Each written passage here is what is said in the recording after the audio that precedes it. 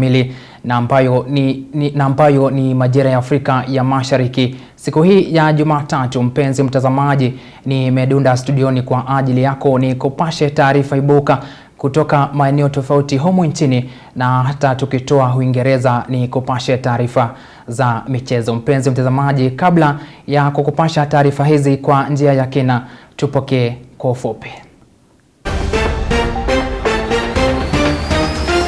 Askofu mkuu wa ABC Dr. Timothy Ndambuki apongeza jamii ya Gikuyu kwa kutozua vurugu hata baada ya kubanduliwa kwa aliyekuwa naibu wa rais Rigathi Gachagua.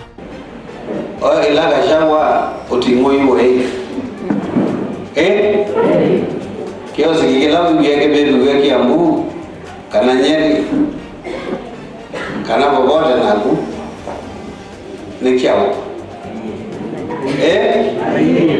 Na siana situ no sio o mutuos. Waziri wa elimu Julius Migos asema wameweka mikakati ili kuzuia udanganyifu wa mitihani. And any person therefore who is found compromising the integrity of the examination will be dealt with within the law.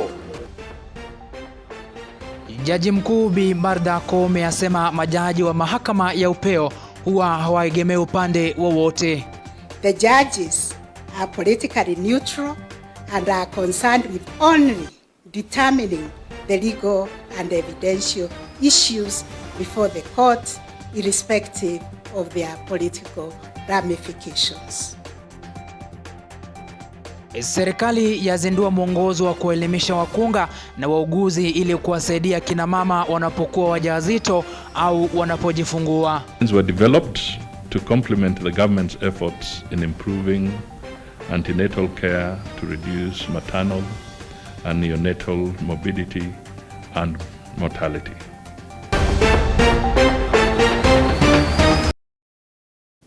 Na karibu tena ni kupashe taarifa hizi kwa njia ya kina. Jina langu ni Fredrick Wambua, tunayemfasiri kwenye lugha ya ishara na ambaye ni Priscilla Mwangi. Mpenzi mtazamaji, kumbuka ya kwamba una fursa ya kulonga nasi kupitia nambari ya simu 0782705705.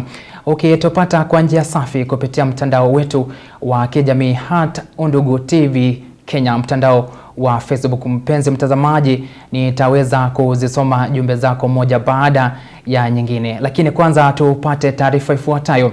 Askofu mkuu wa kanisa la ABC Afrika ya Kati, Mashariki, Kusini na Finland Dr. Timothy Ndambuki amepongeza jamii ya Gikuyu kwa kutozua vurugu hata baada ya kubanduliwa kwa Rigathi Gachagua.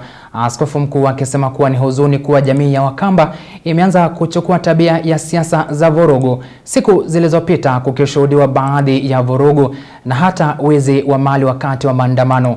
Ni somo ambalo ametaka jamii hii kuchukua kutoka kwa mashemeji wao. Tazama. Baada ya kung'atuliwa kwa aliyekuwa naibu rais Rigathi Gachagua kutoka mamlakani, askofu mkuu wa kanisa la ABC Afrika ya Kati, Mashariki, Kusini na Finland Dr. Timothy Ndambuki amepongeza jamii ya Gikuyu kwa kueneza amani hata baada ya kupoteza wadhifa wa unaibu wa rais. Kekebetie no ketubundi sie somo abeka indongati ya ukanya asiana sito. Ila Gachagua utingoiwe. Kio sikikila mbieke bebi Kiambu kana Nyeri kana Bogoja naku nikiao. Na siana situ no sio o mutuos nulonela ekoyo maina nanga kendo mamanye nundu ikia nundu kiendie maso male yo mayananga asindusio. Askofu mkuu akihuzunishwa na jinsi siasa za maeneo ya Ukambani zimekuwa na ghasia na pia wizi wa mali wakati wa maandamano, hasa ikizingatiwa kuwa jamii hii kwa muda mrefu imekuwa mojawapo ya jamii tulivu hata baada ya uchaguzi. Nundu kuita bia yokite kukwito Ukamba tetana twe nayo ato. Tena na roho kuna kulo na sikatia to na ikatweka isiuliwe. Mukamba nota yembendete munda nenda isa siasa. Lakini juu mabindasu mabitu kenda ukedi ya mundu kioski chake kananduka ni abibwa reason ya maisemba ni kuna polisi manangita siendo na mayuya si kanani siasa situ ateti timaisi ngunzi nyingi nondo tumele tushitete ukamba ukita utweka ukamba ni wangunzi. Akitoa wito kwa wanasiasa na vijana wanaotumika kuzua vurugu kuchukua funzo kwa Wagikuyu, kulinda mali yao na kufanya siasa za amani. Ube na chero muno na nikindu kitakiseo kwa uti kwa siu twaziate kwa tusisiu twebundise na muthanua biye yenesa na matonya siasa kando na economy kando na ndi balaika umelela nimesi parlamente.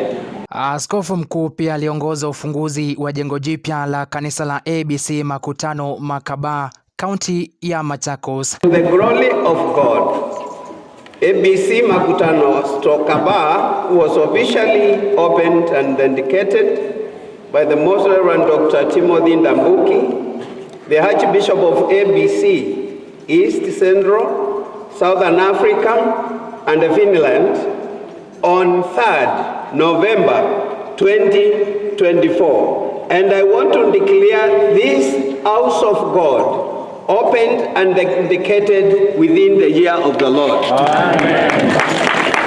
Tusitishe siasa za machafuko, ni matamshi yake askofu mkuu wa kanisa la ABC Dr. Timothy Ndambuki, akiwarai wa Kenya na pia jamii ya Wakamba kwa ujumla kutoeneza vurugu, hasa wakati siasa zinachukua mkondo tofauti. Hapa akipeana mfano na jamii ya Wagikuyu walioeneza amani hata baada ya kubaduliwa kwa aliyekuwa naibu rais Rigathi Gachagua. Ni kiripotia kutoka eneo la Yata, kaunti ya Machakos. Jina langu ni Fredrick Wambua. Na tukisonga mbele ni kwamba watahiniwa zaidi ya 1900 wa kidato cha 4 wameanza mtihani wao wa KCSE wakianza na somo la Kiingereza na kemia katika siku ya kwanza. Waziri wa elimu Julius Migos akidokeza kuwa wamewekeza mikakati ya kudhibiti udanganyifu katika mtihani huu wa kitaifa, huku wazazi wakihakikisha usalama wa wanafunzi wao wakati ambao mtihani huu unaendelea katika maeneo tofauti nchini. Merikialo na kina cha taarifa hile. Watahiniwa wa kidato cha 4 mwaka 2024 wameanza rasmi mtihani wao wa kitaifa KCSE leo hii. Watahiniwa takriban 1900 wakianza mtihani huu na somo la Kiingereza na kemia. Mtihani wa mwaka huu una tofauti kubwa kwa sababu mpaka karatasi imeandikwa jina la mwanafunzi. Kwa hivyo tunatarajia kwamba tutakuwa na visa vichache sana. Waziri wa elimu Julius Migos akisema kuwa mikakati kabambe imewekezwa kuzuia visa vya udanganyifu katika mtihani huu, ikiwemo jina la mtahiniwa kuandikwa kwenye kijikaratasi cha maswali ya mtahiniwa. And any person therefore who is found compromising the integrity of the examination will be dealt with within the law. I also wish to remind the personnel involved in the administration of the examination and teachers on their professional call and urge them to desist from engaging in any activity that may be against the regulations of proper administration of examination.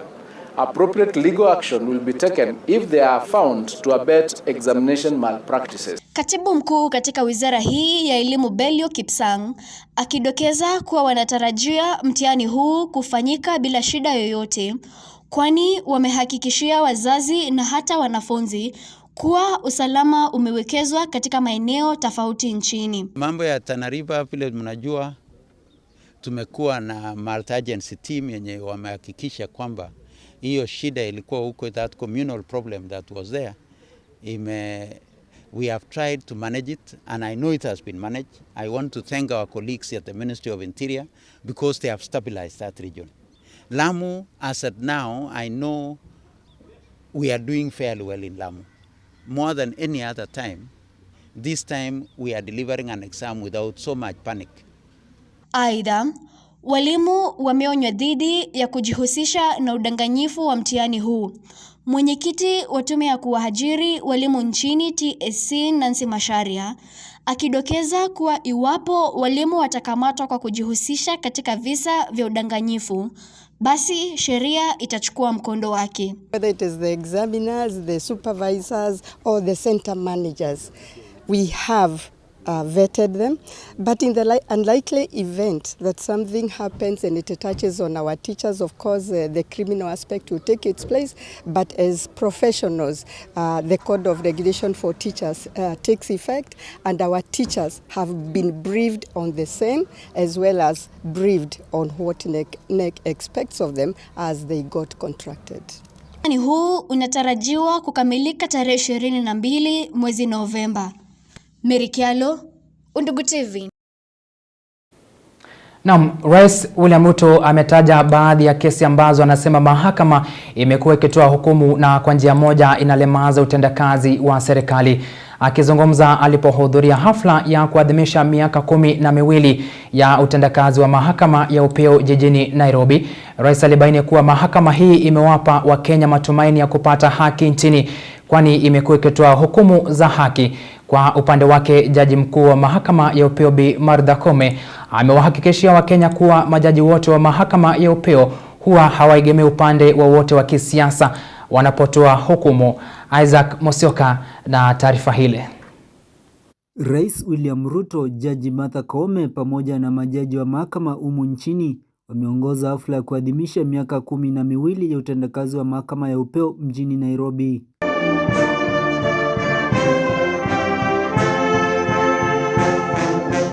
Akizungumza katika hafla hiyo, Rais Ruto ametaja baadhi ya visa ambazo anasema mahakama ya upeo imetoa hukumu dhidi ya serikali, akisema maamuzi mengine imekuwa ikiweka vikwazo kwa baadhi ya ajenda za serikali. If you have a program canvassed by a political party, a government being rolled out, and sometimes it's not populist, and then you sacrifice your political capital to do the right thing. But then the court on the other side decides to be popular and undermine the agenda that you have. I hope I am not abusing the court process, on this matter. I'm just trying to, in a very simple way, to put my thoughts across so that, maybe the court can apply its mind to it and help us, chart this course. Kwa upande wake, Jaji Koome amewahakikishia Wakenya kuwa majaji wote wa mahakama ya upeo huwa hawaegemei upande wowote wa kisiasa, akisema wao hutoa hukumu ya haki bila kupendelea upande wowote. In the discharge of our mandates, we do not get drawn into making political decisions. We look for legal solutions for political disputes. The judges are politically neutral and are concerned with only determining the legal and evidential issues before the court, irrespective of their political ramifications. Jaji Koome pia ameongeza kuwa baadhi ya hukumu na mwelekeo wa mahakama hazijakuwa zikifuatwa inavyopaswa, hasa baada ya uamuzi wa kesi za uchaguzi. Let us embrace the provisions of 159 and do NDR, or what we are calling court annexed mediation or alternative justice system, to resolve the disputes that visit us, especially politically. We have resolved those 3 cycles of disputes as the Supreme Court, but the answer given by the Supreme Court is not what carried the day. Ni hafla iliyohudhuriwa pia na naibu rais Kithure Kindiki na majaji wakuu waliostaafu akiwemo David Maraga. In the short time the Supreme Court of Kenya has existed, the jurisprudence has been quite groundbreaking, and on that front I think it will be unfair for any assessor to actually fault the performance of the Supreme Court. Isaac Mosioka, Undugu TV. Na mpenzi mtazamaji wa runinga ya Undugu, taarifa hiyo ya miaka 12 ya utendakazi wa mahakama nchini inanipea fursa ya kuweza kumeza mate. Nitarejea na taarifa zaidi. Endelea kuungana nasi kupitia nambari ya simu 0782705705. Usiende mbali.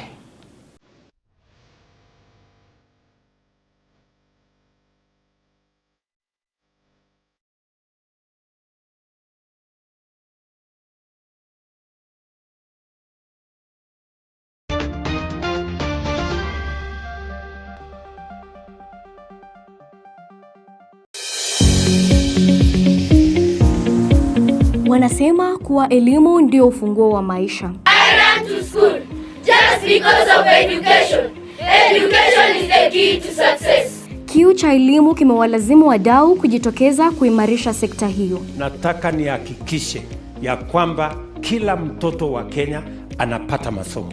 Masomo wapewe. Ni kwa nini? Tunataka kuinua maisha na tunataka kuempower especially the youth. Wawe empowered with skills. There will be no child who will lack school. Lakini je, hatma ya wataalamu hawa wanaofuzu ni ipi? We want to become innovative. We want to become creative. Ungana nasi kila siku ya Ijumaa katika Undugu Leo na Undugu Matukio, ufahamu yote yanayohusu elimu humu nchini.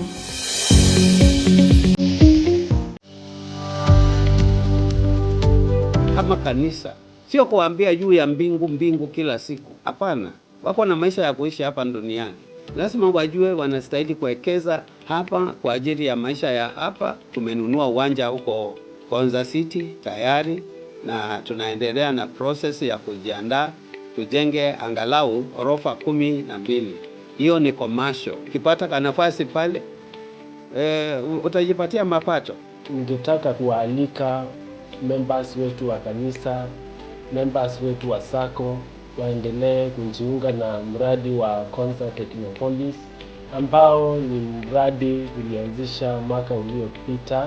Registration ni shilingi 1000 na hisa moja ni 1030. Kanisa inaekeza kiwango cha 30% na 70% tumeifungulia members wa kanisa ili waweze kunufaika na mradi huo, na nawaomba ili muweze kuona kama inafaa, maana huo mji wa Konza Technopolis unakuwa kwa kasi sana.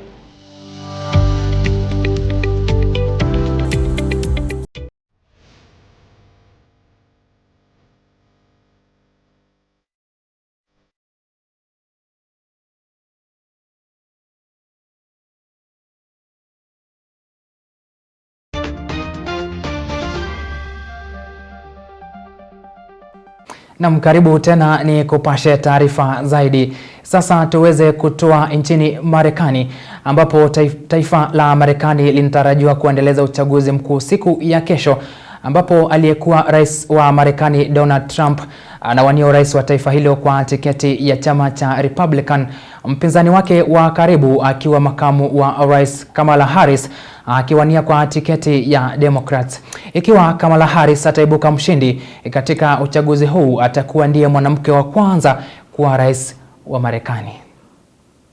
Unbelievable, nobody can believe it. Just go out and vote and we're going to close this thing out and it's going to be party time. It's going to be party time.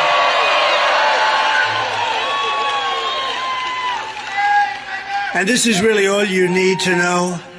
Kamala broke it and I'll fix it and we'll do it very quickly. You ready? In one of the most consequential elections of our lifetime, and we have momentum. It is on our side. Can you feel it?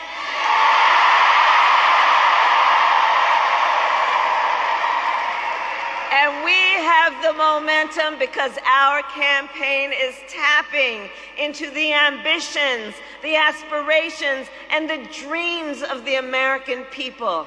Because we are optimistic and excited about what we can do together.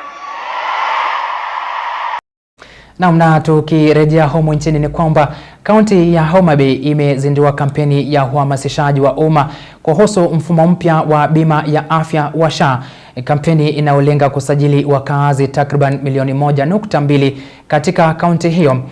Gavana wa kaunti hiyo Gladys Wanga akisifia ubora wa SHA na kutupilia mbali tetesi za kuwa mfumo wa awali wa NHIF ulikuwa bora kuliko mfumo huu mpya, akidokeza kuwa mfumo wa awali wa NHIF ulifaidi tu hospitali za kibinafsi kwa kiasi kikubwa. The SHA train, it has left the station. We are not going back to NHIF. We are going to be in this SHA and SHIF. There is no going back to any other system. There are three categories. There is the primary healthcare fund, isn't it? And then there's also SHIF, which is the social health insurance fund. Then there is the emergency care fund. The primary health care fund applies to anybody, in my understanding, who has registered with SHA. And this is why we were trying to ensure that our 1.2 million people in Homa Bay are registered. And then when they are registered, they are attached to a specific facility, level 2 or level 3. That's why you were looking there and checking if there was a level 2 or level 3 facility where you are attached.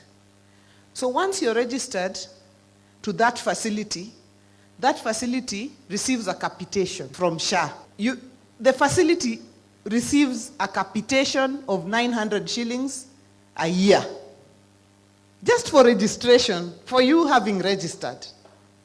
900 per individual per year.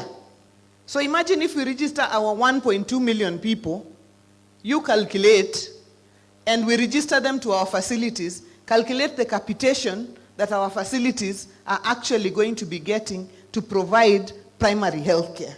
Some people are saying that NHIF was better. This SHA is better. A lot of the money for NHIF was going to private facilities. If you looked at the money that was coming to Homa Bay from NHIF, 80% nearly was going to private facilities. Na serikali inazidi kuwekeza juhudi za kuhakikisha kuwa vifo vya mama na mtoto mchanga wakati wa uzazi vinapungua baada ya kuzindua mwongozo wa kuelimisha madaktari na hata wakunga katika njia nzuri ya kuzalisha. Akizungumza katika uzinduzi huu almaarufu Huai wa Mama na Mtoto Project, mkuu wa mawaziri Musalia Mudavadi alidokeza kuwa mwongozo huu utawezesha wakunga kuwasaidia kina mama wanapokuwa wajawazito au wanapojifungua.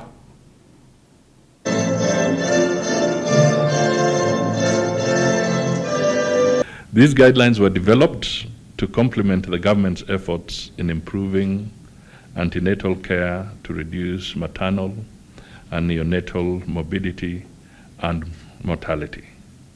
They enable nurses, midwives, and clinical officers and other reproductive health professionals to share tasks for obstetrical ultrasound screening in accordance with World Health Organization guidelines. This initiative bridges a critical gap in public health dispensaries and centers where pregnant mothers miss out on early ultrasound scans due to a shortage of sonographers, radiologists, and gynecologists. Through this initiative, the partners and stakeholders involved are contributing to Kenya's efforts to improve maternal and child health outcomes. Maternal mortality remains a major global challenge, including here in Kenya. Despite progress, achieving our goals for newborn and maternal health requires innovations. Access to essential care like ultrasound is crucial but often limited. There's limited equipment, trained staff, and costs are again a major barrier. We at the ministry recognize this challenge. The point-of-care ultrasound offers a powerful solution. Point-of-care ultrasound allows for early intervention and timely referral, improving both maternal and fetal outcomes. And the Ministry of Health is committed to expanding access to obstetric point-of-care ultrasound, especially in the underserved areas. Na mtuachie hayo ni kupasha haya kutoka maeneo ya Mlima Kenya. Baadhi ya wawakilishi wadi wa bunge la kaunti ya Kirinyaga wametaka serikali kutekeleza ahadi zilizotolewa kwa Wakenya wakati wa uchaguzi mkuu baada ya kuondoka kwa aliyekuwa naibu wa rais Rigathi Gachagua. Viongozi hao wakiomba wabunge kuwa wasimamizi bora wa wananchi ili kuhakikisha ahadi zote zimetekelezwa. Immaculate Karimi anatuarifu zaidi. Baada ya kuapishwa kwa Profesa Kithure Kindiki kama naibu rais, naibu spika wa bunge la kaunti ya Kirinyaga Njinaro Jamumo amesema ni wakati muhimu kwa wananchi wa Kenya kudumisha amani na kuacha siasa. Njinaro akiongeza kuwa wameridhika na uamuzi wa rais wa kuteua Kithure Kindiki kama naibu rais. Ni rais mwenyewe aliona ni vizuri achague huyo ametoka, na rais mwenyewe ndio ameona ni vizuri alete huyo ambayo ako sasa. Sisi tunaomba hivi, tuwe na umoja katika Kirinyaga yetu, kwa sababu Kirinyaga comes first. Kama tutaanza kupata ile pesa ambayo tuliambiwa na rais wakati wa uchaguzi na watu wake, kama tutaanza kuipata saa hii vile mheshimiwa amesema, sisi tutashukuru. Sisi kama Kirinyaga, mnakumbuka wakati wa Jubilee wa serikali ya Uhuru Kenyatta tulikuwa na PS watatu katika Kirinyaga. PS watatu katika Kirinyaga ambao walitengeneza hii mabarabara mnaona. Na wakati president alipeana nafasi watu wapewa PS, sijui PS wetu walienda wapi katika hii serikali ambayo tuko nayo. Nani alichukua PS wetu na walipelekwa wapi? Kwa hivyo hata tukisema tumeguzwa, sisi Kirinyaga tuliguzwa kitambo, kwa sababu kuna PS walipeanwa na ile haki yetu sisi hatukupatiwa. Mwakilishi wadi wa Mutira Kinyua Kawangoe naye ameomba serikali ya Rais William Ruto, haswa baada ya kuwepo kwa naibu rais mpya mamlakani, kuhakikisha kuwa miradi yote inayofaidi wananchi wa Kenya inatekelezwa kwa haraka, haswa katika sehemu zinazokuzwa majani chai, kahawa na maziwa. Now our prayer is one. Now that we have a new deputy president, we want to see the promises that were made to our people being delivered. And mainly issues that affect and touches our people. Our people talk about coffee, talk about milk, talk about tea, talk about developments in terms of road and good health. Our president, our prayer and our appeal is that we promised our people guaranteed minimum returns on our coffee, on our tea, and on our milk. That's the only thing that we may do as a demand unto you and unto your government. Kwa upande wake, spika wa kaunti ya Kirinyaga Muteti Moremi amehimiza wabunge kuwa wasimamizi bora kwa wananchi ili kuhakikisha kuwa ahadi zote zilizotolewa katika uchaguzi mkuu zimetekelezwa.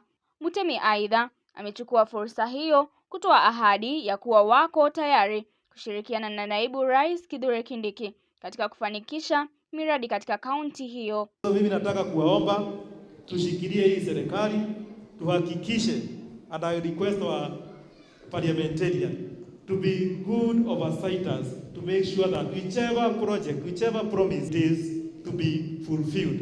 Ajira our new deputy president nimkaribisha hapa Kirinyaga tuweze kumuonyesha ile miswada, ile project tumeanza na serikali.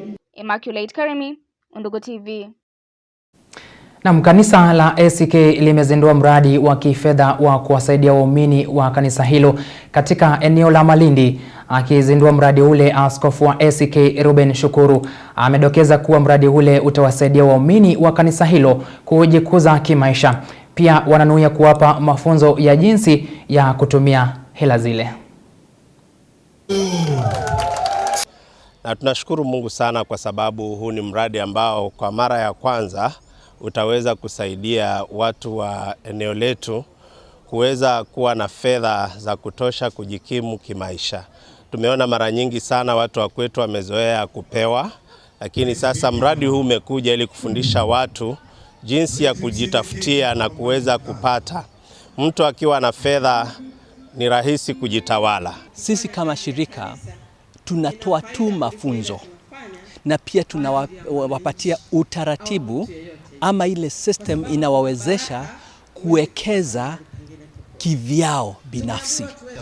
Tunafundisha wananchi ama wale members wetu jinsi ya kuwekeza pesa, masomo ya uchumi na kifedha. Na mambo ya kiroho lazima tukaweze kujisimamia katika mambo ya kiuchumi. Wakati mzungu alipokuwa kihubiri, alisaidia community chakula, matibabu na masomo. Hivyo kanisa lilipoondoka Muingereza likabaki kwa maskini. But through hii program wataweza kujifundisha kutafuta kazi, kufanya biashara na hata pia kujiwekezea siku za kanisa lisiwe maskini. Yale mafunzo ambayo tumefundishwa na hawa maofisa wa 5 talents yamepata kunitoa taka, yamepata kunifanya kwamba ninahitaji kuelewa sasa kuwekeza vizuri for my future. Na sisi kama wamama tuko na wababa pia, lakini si wengi, lakini tumesimama vizuri kuweza kuwasaidia hata wale wamama wazee ambao hawajiwezi. Huwa tunawasaidia ili na wao waweze kusave kile kiwango cha chini kabisa, lakini mwisho watakuja kuinuka na manufaa mazuri. Ni afueni kwa wakulima kutoka kaunti ya Kirinyaga baada ya serikali ya kaunti hiyo kwa uongozi wa Gavana Anne Waiguru kuanzisha miradi ya kurahisisha upatikanaji wa maji katika kaunti haswa ya kufanya kilimo. Mradi huu umefaidi takriban familia 800 na ambao wamekuwa wakipokea vifaa vya kilimo.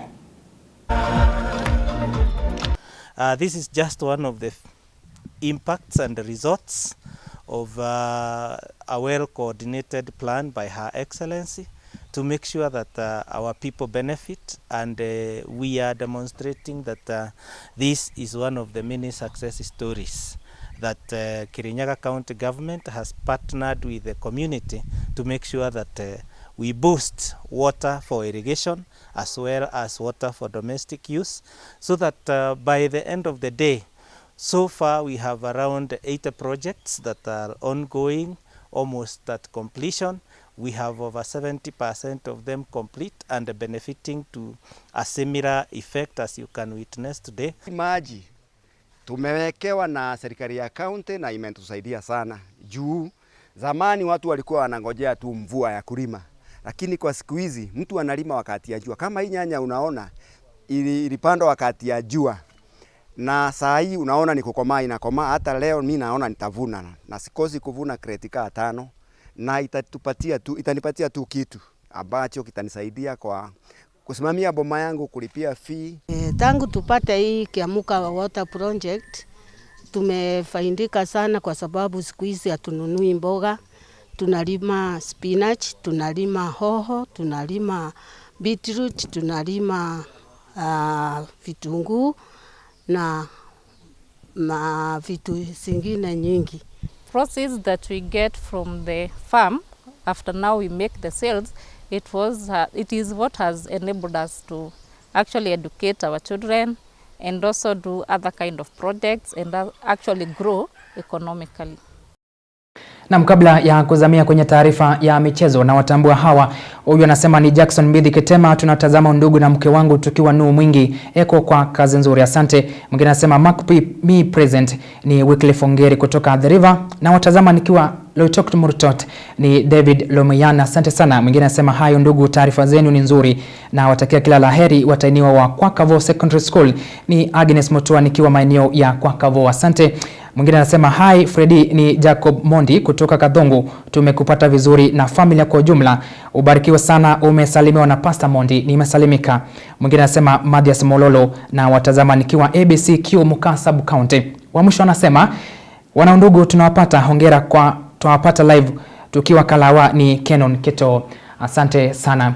Tukizamia kwenye taarifa ya michezo ni kwamba katika michuano ya EPL nchini Uingereza, Manchester United ilitoka sare ya bao 1-1 na Chelsea, Tottenham Hotspur ikicharaza Aston Villa mabao 4-1.